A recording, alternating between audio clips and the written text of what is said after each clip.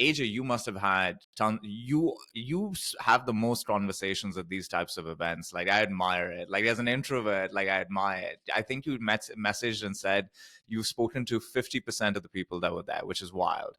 What was top of mind for them strategically? Like, if you remember last year's CEO summit, it was very much fundraising, valuations, burn rate, right? Like, those were like the three things that we were talking to people about over and over again. What was top of mind this time around? First off, I appreciate that, Austin, but since my wife listens to this, she thinks I'm embellishing that number 50%. She's probably like rolling her eyes, is like, yeah, right. But I actually did make sure to talk to as many people. And I think the comment that Sam made about resolve is true. And so when you think about a CEO summit, first off, is very unique, because there isn't another conference where you get together with peers.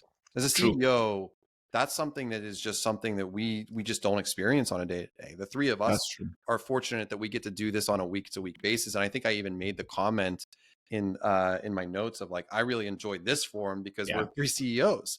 So we got to do exactly that. And in that world, you let your defenses down, right?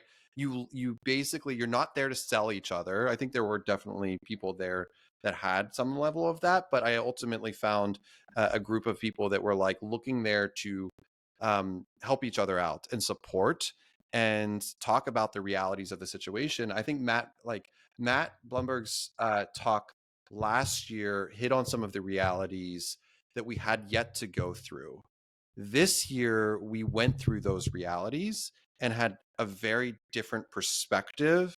And rather than us like questioning or being skeptical about it, we were like, yeah, I felt that. I heard that. I saw that. And that was a pretty big key moment where I felt there was the quality of the audience was really high. So credit to Sam and Pavilion for doing that. But in doing so, it allowed us as CEOs to have this kind of shared kinship, to have these conversations out in the open that we're going to keep obviously private. We're not going to talk about those conversations, but that was a really good opportunity for us to really understand and see the problems and challenges that we were seeing through the lens of others. You don't get that. If you get that once a year, that's great. And that's why it's probably my favorite event that I do a year.